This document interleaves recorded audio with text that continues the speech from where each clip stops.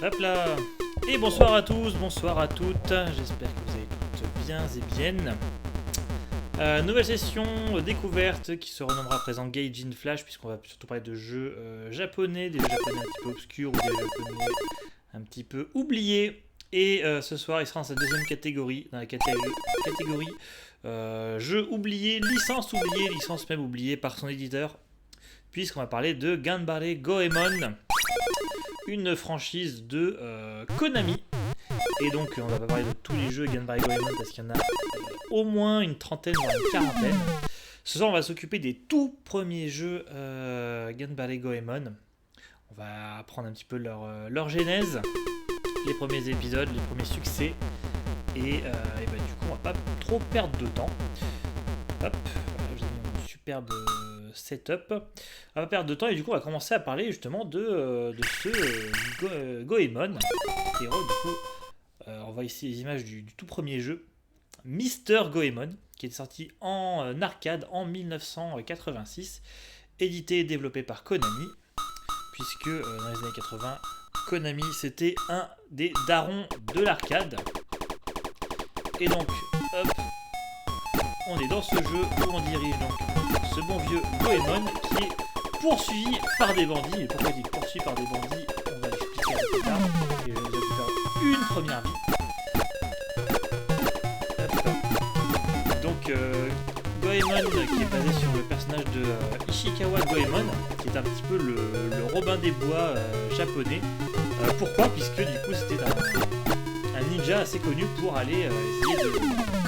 Bon, j'ai déjà paumé, tout va bien. Je vais recommencer.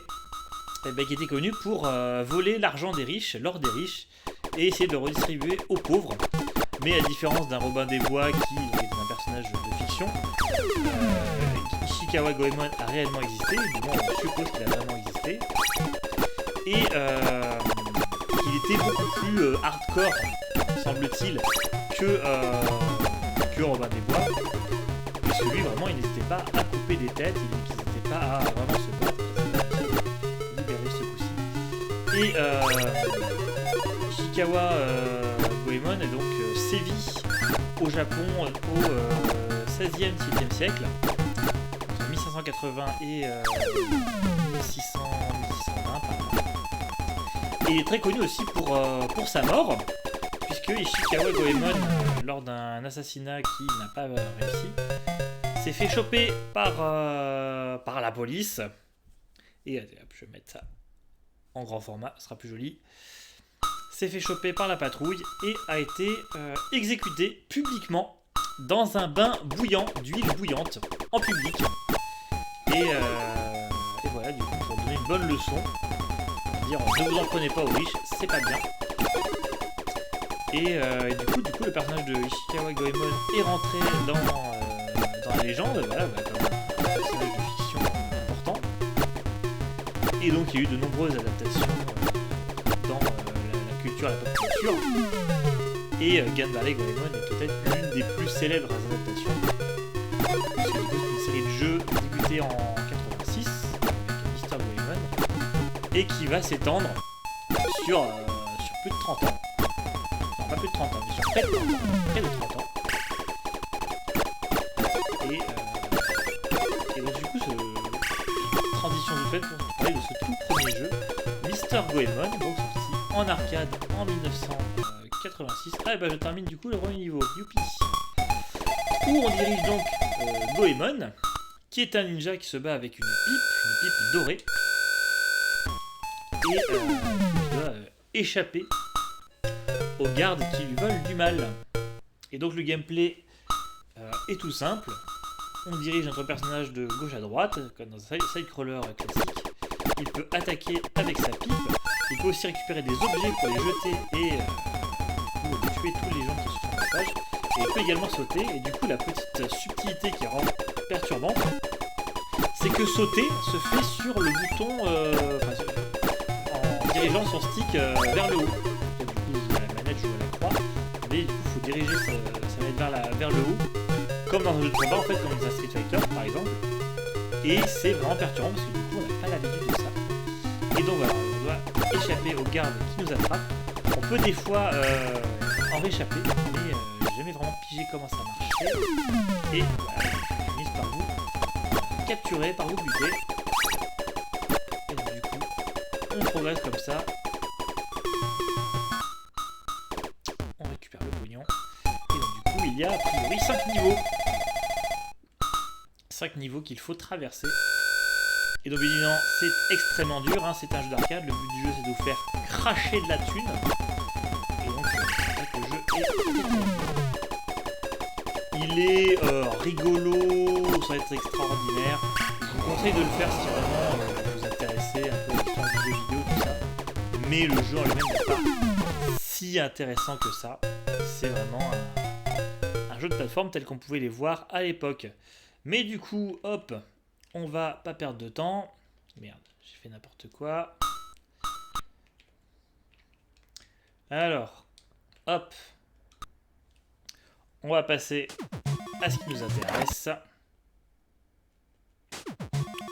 Hop, on va dans la section Famicom pour chercher Ganbare Goemon Karakuri Dochu, qui est le premier jeu console de Goemon.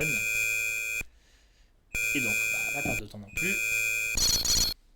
Donc, voilà, on voit Goemon qui distribue de la thune en masse, en évitant les gardes. Et c'est parti. Donc on dirige Goemon dans un jeu, un mix un peu entre Mario et Zelda, puisque du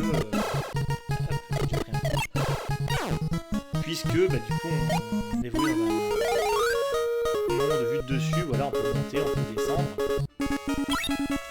Et le jeu du coup c'est de battre les gardes qui s'approchent de nous, gagner de l'argent pour ensuite acheter des objets. Et le but ultime c'est de récupérer 3 laissez-passer qui permettent d'accéder au niveau suivant. Du coup on peut trouver toutes sortes d'upgrades sur la route pour être plus fort, pour aller plus vite et pour pouvoir sauter. Et du coup, première vie perdue, tout va bien. Hop, on reprend. Et du coup pour récupérer des power-ups, il faut sauter à côté de ces gardes, de ces objets.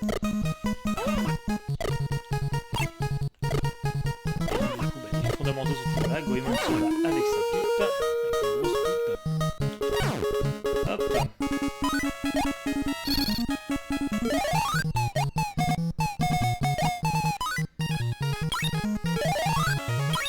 Eh bien, du coup, elle ne peut pas la taper, c'est la gentille princesse.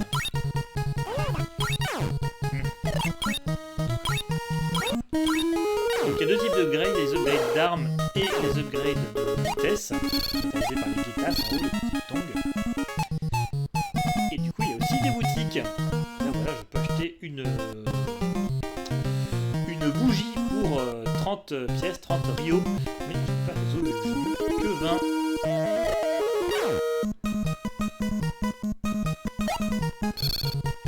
Du coup il faut farmer la thune, il faut taper les méchants.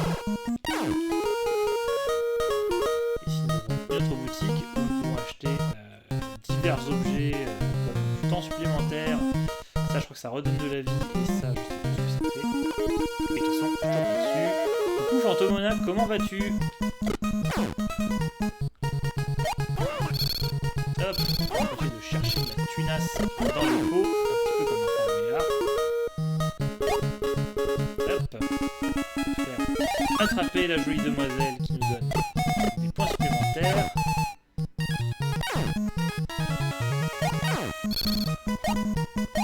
Et du coup, on peut aussi changer de plan. Hop.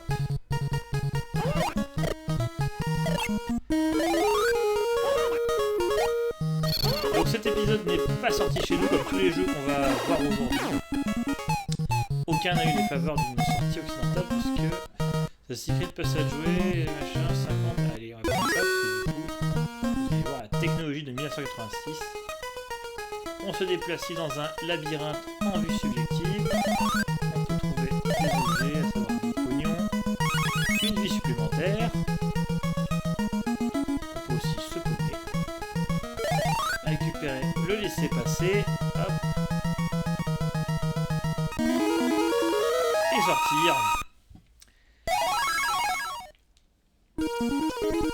Et donc voilà, j'ai récupéré un laisser passer, il m'en faut encore deux. Alors, du coup, où trouve-t-on ces laissés passer? Eh bien, il y a des passages secrets, des espèces des passages secrets qui sont quelque part sur la map.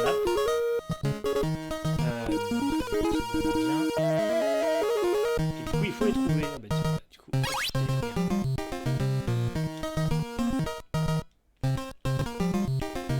comment on fait pour déplacer le curseur? On peut pas, c'est pas grave.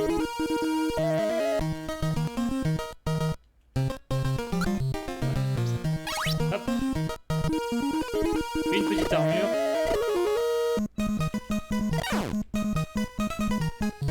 Et bah du coup ici on peut s'acheter un laissez-passer. Hop. Et du coup je pourrais très bien m'en racheter un autre, mais du coup il coûte maintenant 300 pièces. Ce qui fait beaucoup d'argent, donc ce qui fait que là on a deux choix, soit on cherche le laissez-passer qui est quelque part sur la map, soit on peut farmer le pognon pour passer à la suite.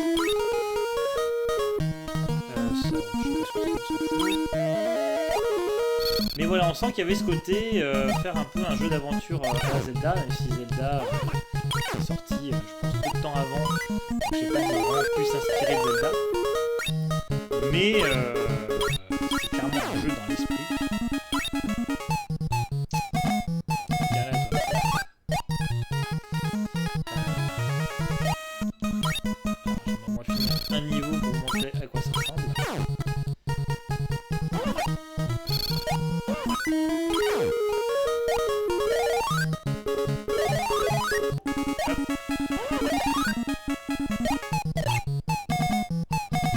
Je ne sais pas ce que ça fait. On va régresser.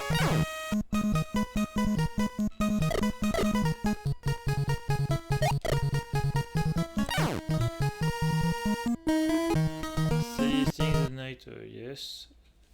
Je crois que ça doit redonner de la vie, ça.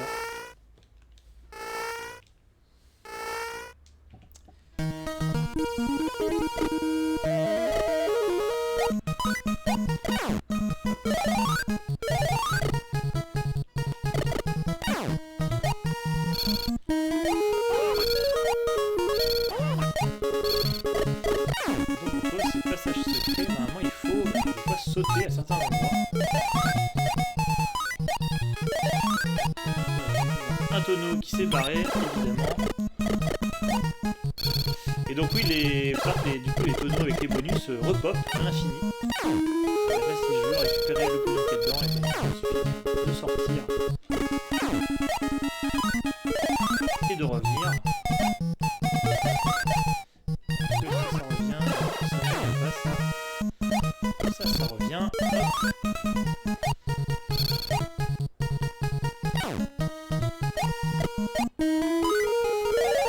On va pas se mentir, du coup, ce tout premier épisode de Gunpowder Goemon est vraiment pas ouf. Enfin, je pense qu'il est très mal vieilli.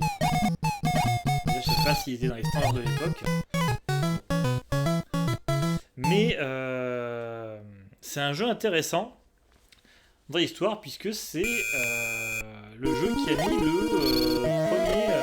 premier clou dans le cercueil du Famicom Disk-System. Si vous ne savez pas ce que c'est que le Famicom Disk-System, c'était l'extension qui permettait de lire des disquettes sur la Famicom, donc la NES japonaise. Et à la fois c'était vraiment une révolution parce que ça permettait d'avoir un gain de mémoire significatif et d'enregistrer ses parties sur la cartouche, ce qui n'était pas le cas de la Famicom à l'origine. Et donc pourquoi je dis que Ganbare Goemon est le premier clou dans le cercueil du Famicom Disk-System, eh bien le jeu est sorti peu de temps après l'accessoire. L'accessoire est sorti en février 87 et ce jeu est sorti quelques mois... 86 pardon. Février 86 et le jeu est sorti quelques mois seulement après. Et ce jeu était une cartouche, c'était même marqué sur la boîte. C'est une cartouche 2 MB, 2 MB de mémoire, donc ce qui fait 256 kilooctets. Et c'était à peu près la capacité du Famicom Disk-System. Du coup, on avait des cartouches de la même capacité que le Famicom Disk-System, mais sans l'accessoire, sans le périphérique. Du coup, très vite s'est posé la question de si on arrive à faire des jeux qui ont la même capacité que le Famicom Disk-System, est-ce qu'on a encore besoin du Famicom Disk-System? Et la question sera vite répondue, puisque on en parlera avec un autre jeu, Goemon. Mais le Famicom Disk-System va déjà montrer des signes d'obsolescence. Bon, je commence à vraiment tourner en rond là.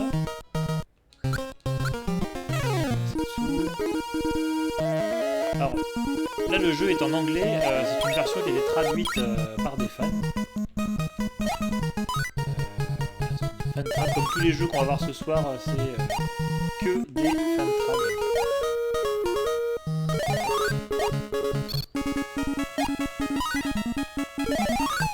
Puisqu'effectivement aucun de ces jeux n'est sorti chez nous. Pour voir des jeux Goemon sortis chez nous, il faudra attendre une génération ou attendre le prochain épisode de Gaijin Flash pour que je vous explique quel a été le premier jeu Goemon à sortir en Occident. Je devrais baisser le son de mon jeu. Soit, effectivement il est un peu fort. Je ne m'étais pas rendu compte.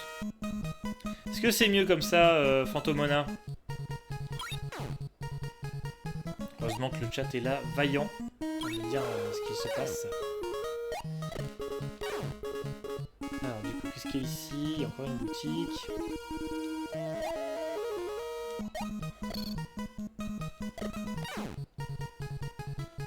Ici. Ah oui, je prends hop, la bougie qui permet de trouver normalement les passages secrets.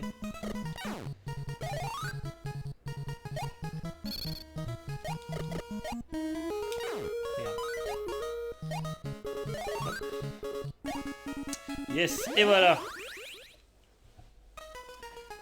Et donc voilà, c'est le passage secret où il faut trouver les objets qu'il y a dedans. Donc des fois, on peut pas forcément se balader. Là, il y avait juste du pèse. Mais c'est toujours cette prix et du coup, ça nous téléporte à un autre endroit de la map en plus.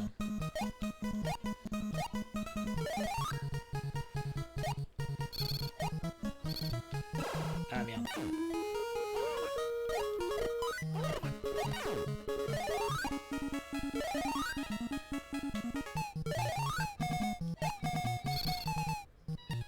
Alors, je crois qu'il y a une boutique là. Non. Et je suis mort. Allez, il me reste une vie et après ça, on changera de jeu. Est-ce que je suis allé ici? Non. Alors, je récupère un rouleau qui m'augmente ma vie max. Et des brochettes qui me rendent la vie tout court.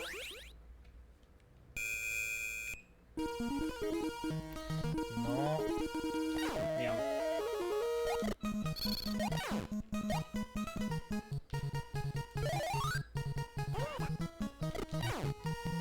Alors ici. Du coup, ah merde, j'avais déjà la bougie, je suis con.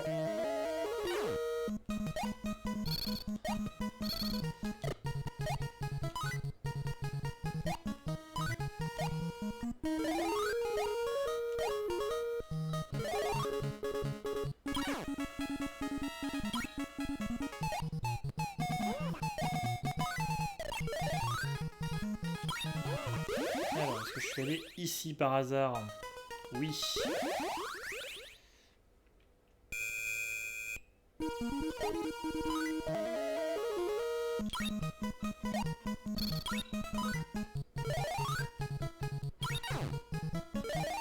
Hop, je peux pas aller ici par contre, je crois.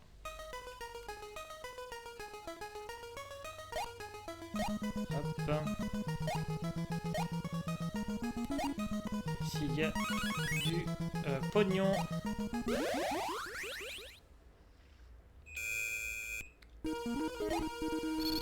Donc la musique, on tape vite sur le système aussi. Donc voilà, avoir une cartouche de mégabytes, oui. Mais pourquoi?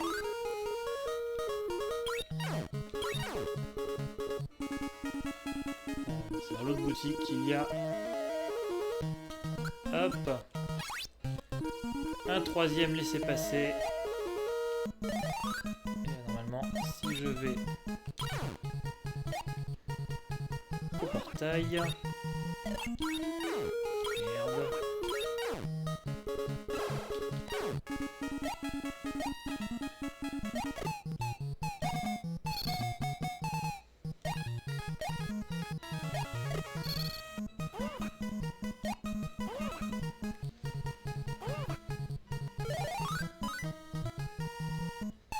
Hop. Et voilà, stage terminé. Enfin. Après seulement une demi-heure de jeu. Et du coup, voilà, Goemon distribue son pécule dûment gagné. Et donc là, on voit qu'il y a une dizaine de niveaux avant d'arriver au château. Et du coup, bah rebelote. Je trouve direct un passage secret. Merde. Où qu'il est.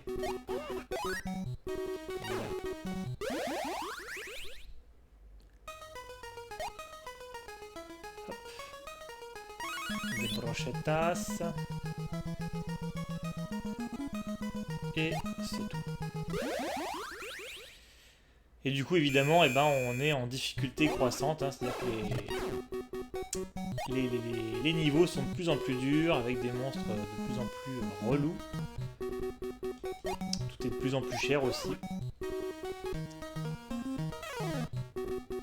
Et du coup, je pense que je vais pas tarder à crever de toute façon.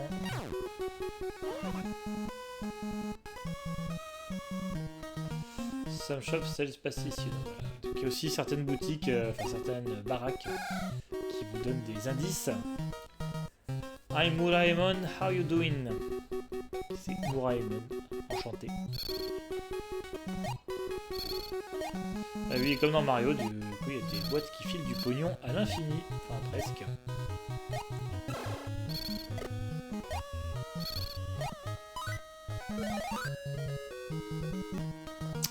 Should buy armor for protection, Yamanosuke.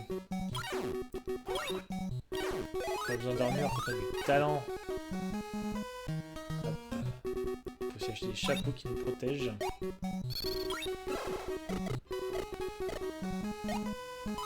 J'ai déjà une armure. Et voilà. Et c'est le décès. Voilà pour Ganbare Goemon.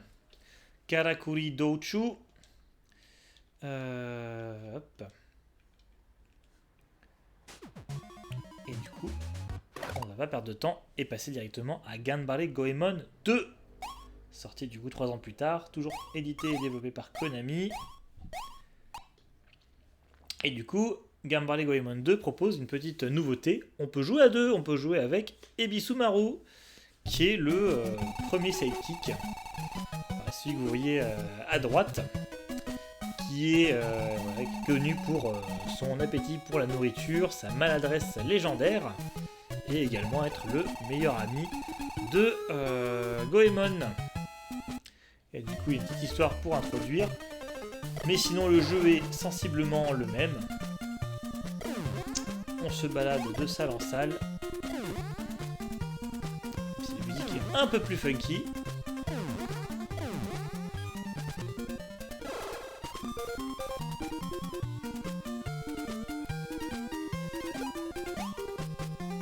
La musique est un peu plus funky, mais le jeu n'est pas forcément très beau. Puisque là, du coup, on est en 1989. Super Mario Bros 3 est sorti un an avant et a montré qu'on pouvait, si on faisait cracher ses tripes à la NES, elle pouvait faire un truc assez extraordinaire. Mais le jeu est quand même bien plus plaisant que Gambale Goemon, le premier du nom. En fait, quelque part, il sublime un peu la pièce gravée de The Village Head. Ouais. Se débarrasser du chef du village. On a amélioré le concept du premier Gambale Goemon. Ma maison est peut-être petite, mais mon cœur est gros. Oh, c'est joli. Et du coup, on trouve toujours ce principe de sauter pour récupérer des items.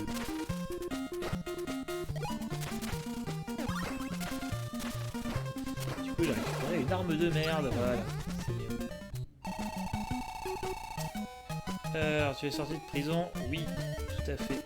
Oui, parce qu'effectivement, j'ai un peu zappé au début, mais on sort de prison. On commence le jeu en prison. Et on commence par s'échapper. Est-ce que tu vas rester? Non, c'est gentil.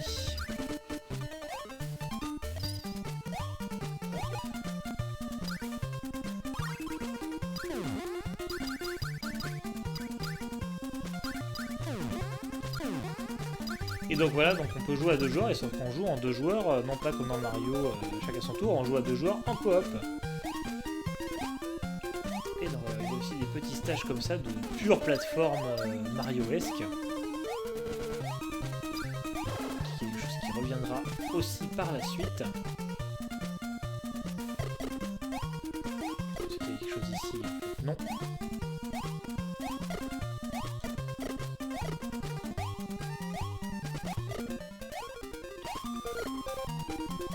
Ça boucle là. Hop.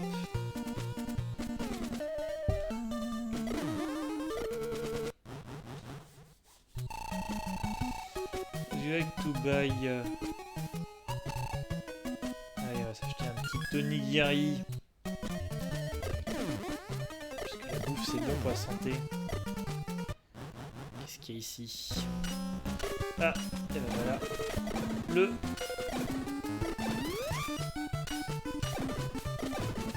bon robot.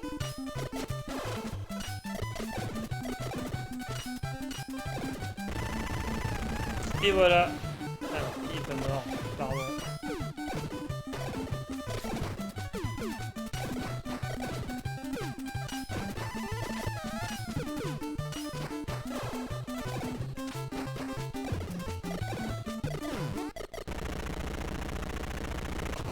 Et voilà, boss vaincu. Village libéré.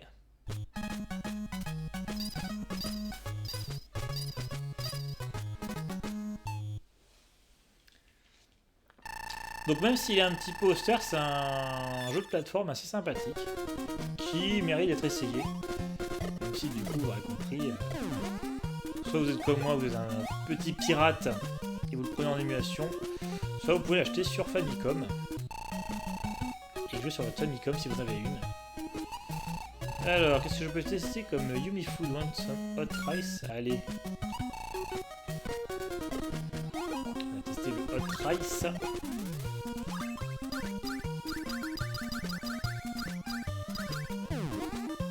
il n'y a rien. Alors, Assault Mountain is Erupting. C'est donc avec Yushu. Mon assaut que j'ai grimpé, voilà. C'est pas une anecdote. C'est du caca ça. Vilain.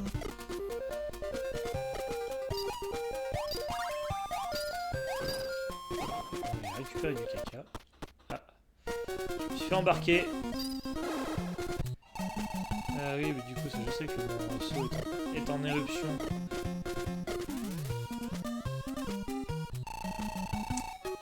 Pas tout du like to buy. Ah bah ouais, charme, je sais pas ce que ça fait, mais on va le prendre.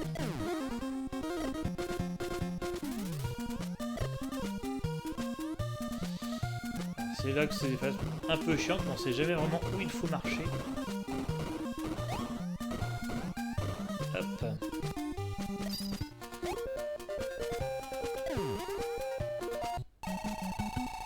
Et Botwin B2. The Granister and Granister. Des jeux Konami. Un peu de promo comme ça, gratos. C'était de bonne guerre à l'époque. On faisait pas mal de promos pour les autres jeux. Ah, et c'est le décès. Ça va encore plein de vie.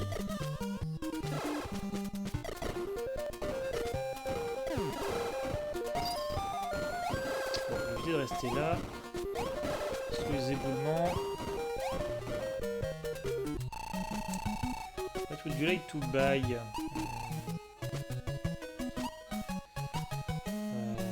Ouais, on va prendre un chapeau.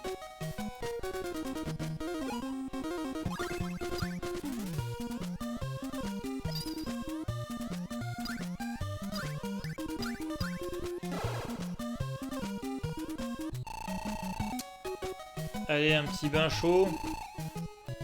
Oui. Please go inside. Si on va chez les filles, qu'est-ce qui se passe? Pervers, et oui, hop.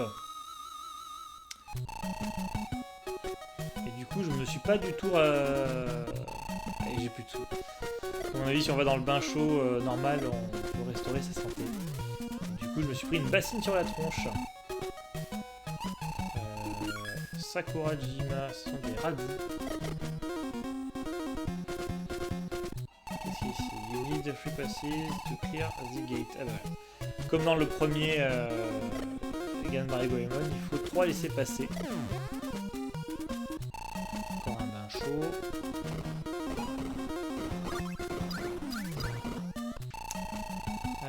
What would you like to buy? Bah, du coup, on peut acheter des passes ici. Un pass coûte 300 Ryo. On va essayer d'en trouver un naturellement. Et c'est fermé. C'est ici qu'il nous faut du coup nos 3 passes.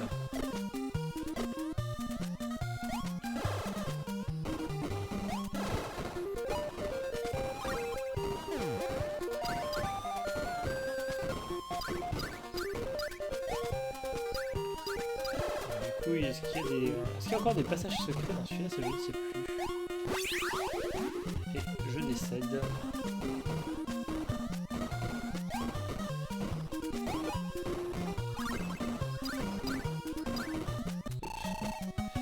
Allez là.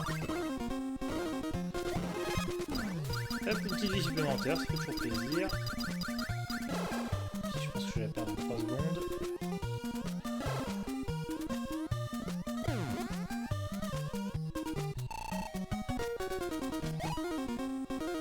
Une toupie, ouais. Je suis une Beyblade.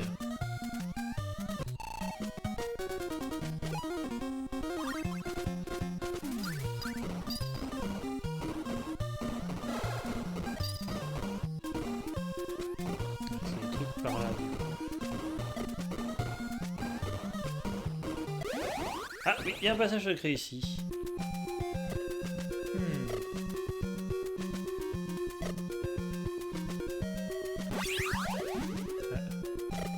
Faut pas aller dans le feu.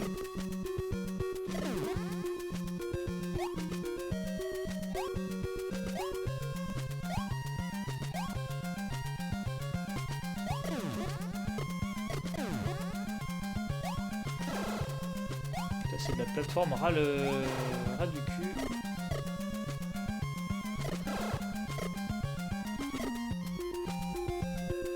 Je suis au pays des morts a priori, tous ces squelettes et ces âmes errantes. Je suis en train de me faire défoncer.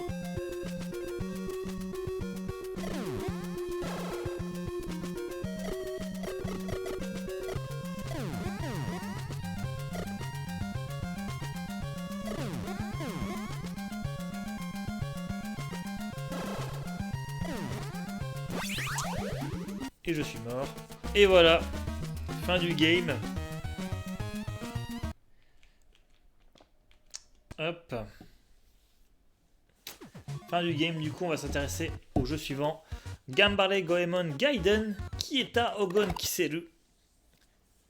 Qui signifie voilà, la disparition de la pipe dorée. Et donc si vous le savez peut-être, Gaiden ça veut dire bonus, à part, enfin... En gros c'est spécial en quelque sorte. Et là, du coup on nous demande de choisir notre vitesse de texte comme dans un certain Dragon Quest. On va mettre rapide. Puisque, à l'instar d'un Dragon Quest, Ganbare Goemon Gaiden est un RPG vu de dessus. Alors, c'est pas si surprenant que ça, puisque du coup, à la fin des années 80 et début des années 90 au Japon, du coup, suite au succès de Dragon Quest, puis de Final Fantasy, puis de pas mal de RPG, et du coup, tous les éditeurs essayent un petit peu de mettre leur licence phare à la sauce RPG. Et Konami va s'y prêter avec la licence Goemon, qu'ils vont tenter de transformer en RPG. Et donc du coup l'histoire c'est que la pipe dorée de Goemon a disparu. Une pipe millénaire transmise de génération en génération et un peu un trésor familial. Cette pipe a disparu. Et donc il faut la retrouver et son ami Ebisumaru veut l'aider.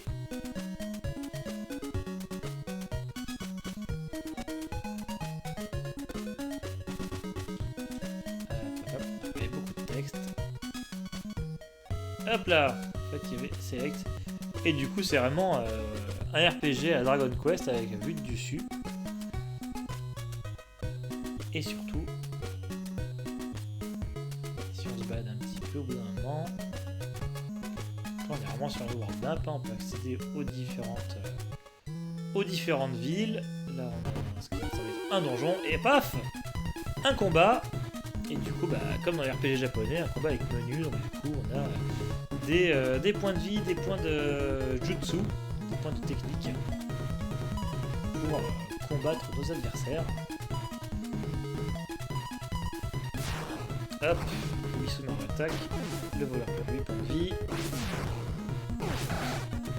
Ebisumaru perd 4 points de vie. Hop, on rattaque le voleur, Ebisumaru attaque, le voleur perd 8 points de vie. Hop, victoire, et du coup, on gagne des XP et du pognon.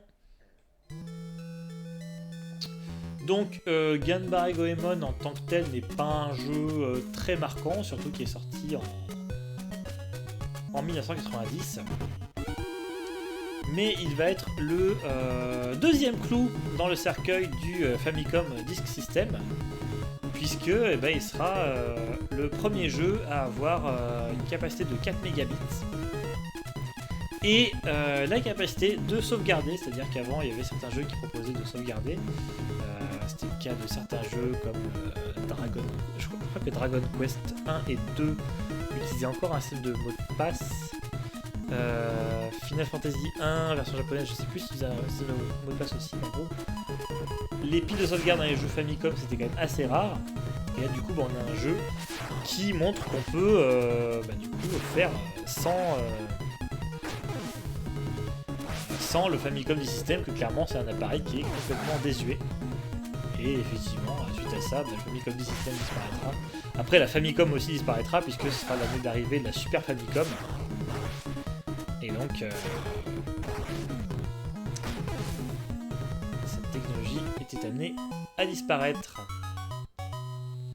Hop. Donc voilà ce qu'il y avait à dire sur Ganbare Goemon Gaiden. C'est aussi avec cet épisode que vont apparaître d'autres personnages que nous verrons dans un prochain épisode. Hop. On quitte, puisqu'on a un dernier jeu à voir, puisqu'il s'agit de Ganbare Goemon Gaiden 2 Tenka no Zayo, aussi appelé Trésor du Monde. Bon, hop. Ebisu, mais j'ai pas trouvé, donc ce sera Ro. Et du coup, là c'est... on prend les mêmes et on recommence.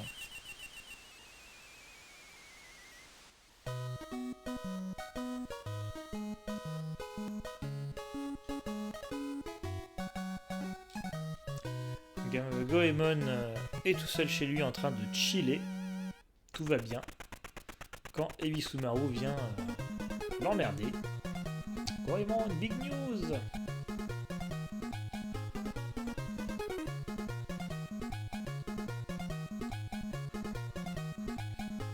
Les super infos, sauf qu'il faut qu'il rêve ses chaussures.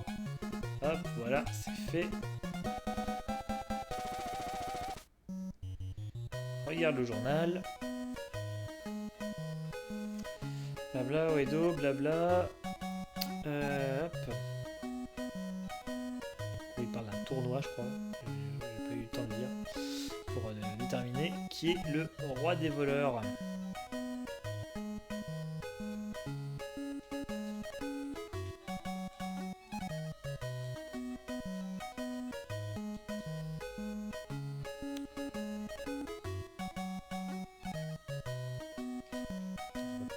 Pas zapper le texte, ce coup-ci, c'est un peu pénible.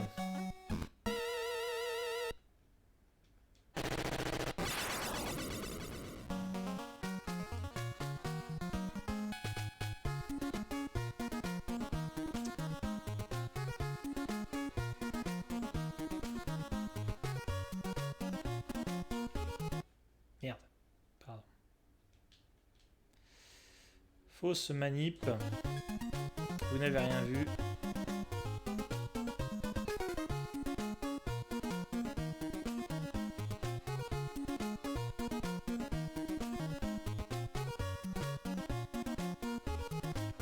Donc voilà un grand tournoi qui permettra à son vainqueur de remporter 100 millions de Rio. Et de gagner du coup un rendez-vous avec Omitsu. Et une montagne de dango. Qui serait une petite pâtisserie sucrée japonaise.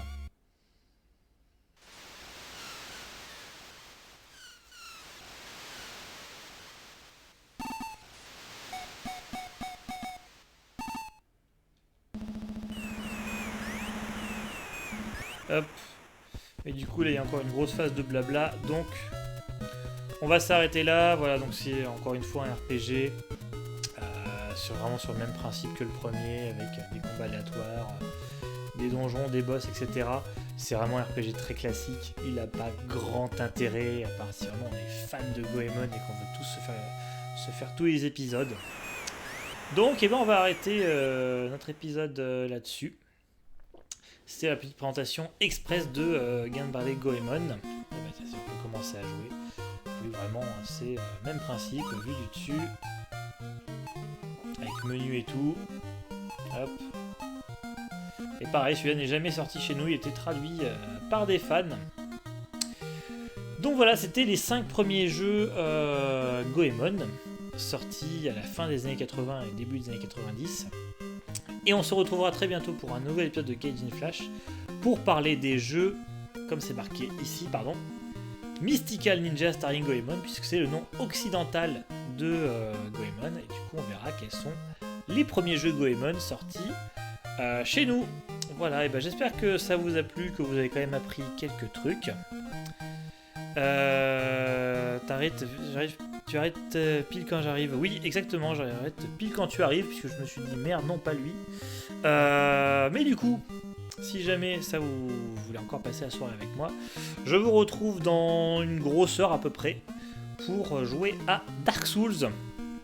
Dark Souls que j'ai déjà pas mal commencé, et du coup, pour faire plaisir à un certain Martin qui n'est pas là ce soir, je lui ai promis que j'allais streamer ma partie de Dark Souls. Et donc du coup on verra si ça rend bien. Dark Souls sur PlayStation 3, je précise. Et c'est le tout premier, la première version, donc la Prepare to Die édition. Voilà, du coup ce sera à partir de 22h15, 22h30 dans ces eaux-là. Donc voilà, vous avez le temps de vous faire un petit thé, une petite tisane. et préparer les plaids, puisqu'on va jusqu'au bout de la nuit avec Dark Souls tout à l'heure. À tout à l'heure. Bisous.